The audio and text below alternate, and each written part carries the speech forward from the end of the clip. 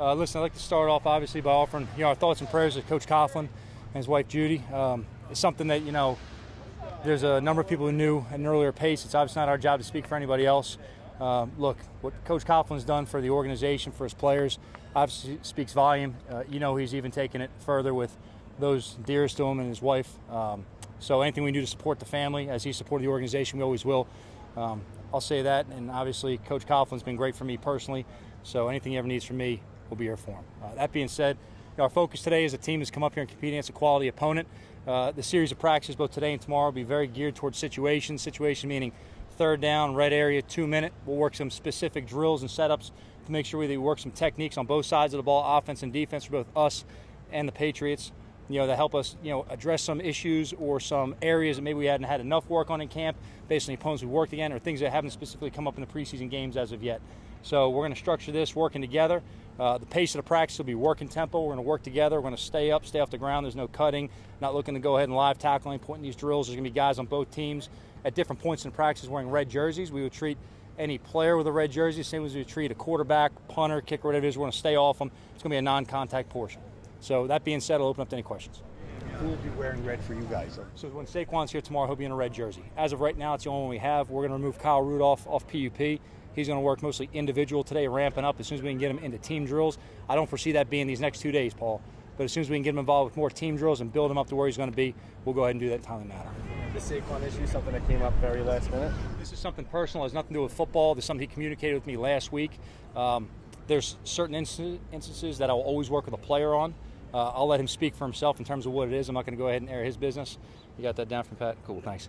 I'm not going to go ahead and speak on behalf of Saquon about his business. I'll let him address it if he feels like it. But he'll join us tonight in the hotel and be with us on the field tomorrow. But not health or COVID related? Has nothing to do with health, nothing to do with COVID.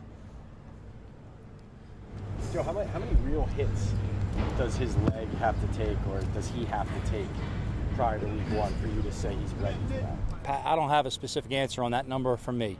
I'm relying a lot on the medical team right here. We've had lengthy meetings. We sat down the other day and talked for about an hour, specifically on Saquon, the plan for this week, and then going forward. Obviously, we're all looking in terms of what does the short-term picture like in terms of the start of the season, what's the long-term picture look like based on if we rush him back or if we take our time and where he's right at. So we'll put him in the red jersey. The most important part is for him to get out here and get football movement, reaction on movement against an opponent.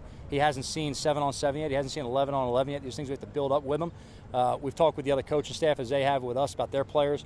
We're going to work together on this and make sure that both teams can operate to make progress this week and improve and be safe at the same time. How much do you believe his leg does have to take a hit, or do you believe his leg does have to take a hit? I think every player, Jordan, has to have physical contact and experience the hits they're going to take in a game before it becomes live, full speed in regular season. And the reality of nature is the speed of the game increases from preseason, regular season to postseason.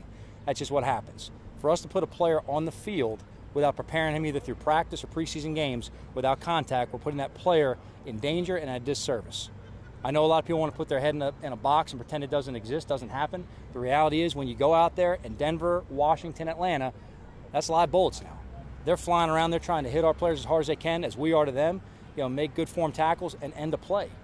So the best thing you can do for your players is prepare them for what they're going to see by putting them in controlled situations, experience the technique, let your body get used to the contact and the collisions that are going to happen in a game, and then build on that as it goes into more 11-on-11 situations. So I don't have a number of hits, Pat, to go back to the original question, Jordan, for you in terms of is it necessary? I would absolutely say that contact of some form is absolutely necessary. Now we'll decide what kind of contact it is and what kind of controlled drill we're going to put him in before we put him in 11-on-11 and what we allow him to do. But before I put him out there in live contact and just say, Godspeed, we're going to make sure this guy's prepared, because my number one priority is his health. Before anything else, it's the health of the player before we get on to anything else. What's the plan for Kadarius and Kenny today? So they're both going to stay with the trainers today, ramp up. We'll see where they are for tomorrow. They're more day by day at this point. What about Nate Solder? So Nate will be limited in practice today. You'll see him do some things. He'll definitely continue with doing the individual, the group. He'll do a little bit against the Patriots and some team drills. Really, it's going to be kind of based on ramping him back up from missing some time right now. Joe, after you felt that Daniel got good work last week in Berea, right? Yes. What do you look for him to maybe advance that work in these 2 days here? Yeah, I think he's got to keep taking steps every day he gets on the field. It's going to be great because it's different schemes, different opponents, different techniques than what he saw last week. That's the benefit of these practices. Now there's going to be some similarities what he sees in our practices, but it's not carbon copy. Pat obviously worked in this system. There's things he's taken with this to build his own system. There's things that are very different in terms of the techniques we play, the checks, the adjustments, whatever it may be. So while there may be some similarities, it's a different defense for Daniel to see. It's much different than last week. It'd be great to see him make the adjustments, our team make the adjustments on the fly, and be able to go out there and compete at a high level. Joe, is Aziz back to full load, or are you going to hold off on him? We're going to increase him today, and tomorrow we expect him to be full speed. So we'll see where he goes with that, but this guy, we're just kind of managing some loads with him right now. How beneficial is it to get that work against a foreign scheme in practice? It's huge. It's huge. The one thing is when you practice against yourselves, you're obviously going on your install map out, and you're working very thoroughly on what you have to accomplish on all sides of the ball. Now, what happens sometimes, that can get a little predictable for your own team at times. You come out here today, the periods are unscripted. We're moving on through it. They're going to make adjustments. We're going to make adjustments. The players are going to have different techniques. There's different reactions we're going to see from the players in general. So it's huge for us to get this work against other teams. How similar or dissimilar is your program and your practices to kind of what we're going to see here from Patriots? You may see a familiar layout. I mean, obviously some familiarity that everyone brings. I can't stress enough that, again, I've learned something from every coach I've ever worked on, every system I've been in. So I've taken something for our program from everywhere I've ever been. And that starts with Jackie Sherrill going all the way through, Coach Saban, Coach Belichick, Coach Sherrill, Coach Kroom, Coach Algio. So it's everyone I've ever worked for. I've taken something from it. Will the layout and format of practice look familiar? Yeah, it will look familiar in some regards. Some things will be different. There's some familiar drills that we do. We'll actually do competitively against them today that you've seen us do in early parts of practice, part of our ramp-up, warm-up, and technique. That will absolutely have the opportunity today to kind of do more competitively against somebody different. So is this going to look identical or carbon copy? Absolutely not. Are there similarities from any coach who comes from a different program? Yeah, there's always something you can trace back and says, that looks very familiar. What do you say to the idea? And people look, they see, especially from a distance, they see the hard practices, the hard training camp. They say, oh, he's just another one of these Belichick guys. You kind of fall into the stereotype there. Yeah, I can't control what people say.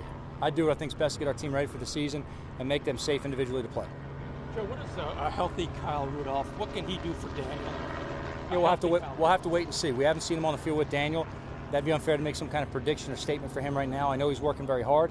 He obviously has a very accomplished resume. He's a good player. He brings a lot of value in situational football. He's a big target with good hands. We'll have to just wait until we see him and Daniel working together in team situations. Joe, will your reps and how you dole them out be any different than what you did in Cleveland last week because you expect the quote-unquote first-teamers to play a lot more on Sunday night? Not totally, Art, but there are going to be some different groups that we blend together to see how the chemistry forms. We're still going to have to work everybody on the roster for the volume of the practice, make sure everyone gets work, but there's going to be certain drills we're going to prioritize, different personnel groupings against people that are going to put on the field as well. How much can guys that are fighting for roster spots help themselves these next 2 days? Everyone needs to come out here every day and be productive. Every day. John Ross, Ellerson Smith, will we see more from those guys? No, they're going to continue to stay with the trainers, stay and ramp up, Pat.